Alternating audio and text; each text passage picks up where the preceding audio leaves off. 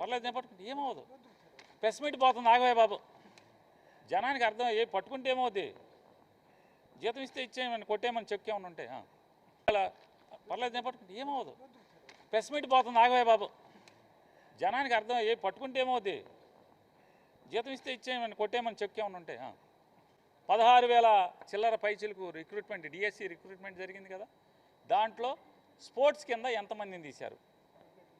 2% తీశారా, 3% తీశారా, 4% తీశారా? ఎంత పర్సెంట్కి ఎన్ని ఉద్యోగాలు తీశారు?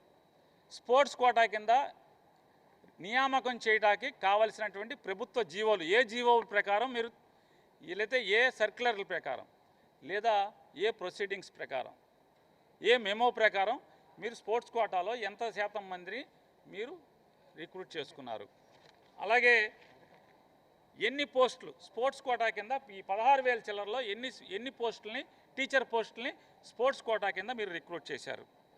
అలాగే జిల్లాల వారీగా, కేటగిరీ వారీగా, పోస్టు వారీగా, అంటే హై స్కూలా, లేకపోతే ఎలిమెంటరీ స్కూలా, లేదా టీచింగ్ అసిస్టెంటా, లేకపోతే వ్యాయామ ఉపాధ్యాయుడా, దేని కింద ఏ కేటగిరీ, ఏ జిల్లాలో ఏ రిజర్వేషన్ కేటగిరీకి, ఏ ఈవెంట్కి సంబంధించినటువంటి పోస్టు వారీగా, జిల్లాల వారీగా, ఈవెంట్ల వారీగా, కేటగిరీ వారీగా నాకు వివరాలు కావాలి.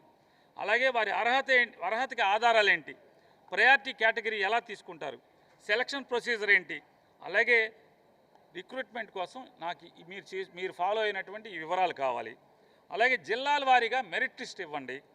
అలాగే ఫైనల్ సెలక్షన్లో మీరు చేసినటువంటి నియామకం స్పోర్ట్స్ కోటా కింద ఫైనల్ సెలక్షన్ లిస్టు నాకు కావాలి.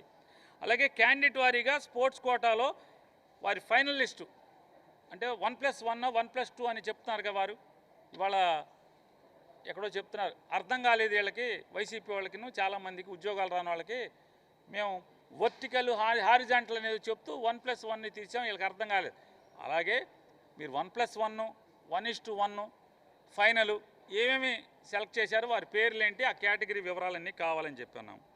అలాగే స్పోర్ట్స్ అచీవ్మెంట్, వాళ్ళు అచీవ్ చేసినటువంటి స్పోర్ట్స్ సర్టిఫికెట్లు, ఏ సంస్థ ఏర్పాటు చేసినటువంటి లేదా కండక్ట్ చేసినటువంటి ఈవెంట్స్లో జాతీయ స్థాయా, అంతర్జాతీయ స్థాయా, లేకపోతే దేశ స్థాయా, లేదా ఎలా నేషనల్ ఛాంపియన్షిప్పా, జిల్లా ఛాంపియన్, స్టేట్ ఛాంపియన్షిప్పా, లేదా ఏ ఈవెంట్స్లో లేదా గ్రూప్ ఈవెంట్స్లోనా, ఎలా దేని కింద మీరు సర్టిఫికేట్లను వెరిఫై చేశారో ఆ వెరిఫికేషన్ రిపోర్ట్సు, సెలక్షన్ ఆధారంగా చేసుకుంటా చేసినటువంటి ఆధారాలన్నీ కూడా కావాలని చెప్పి అడిగాం.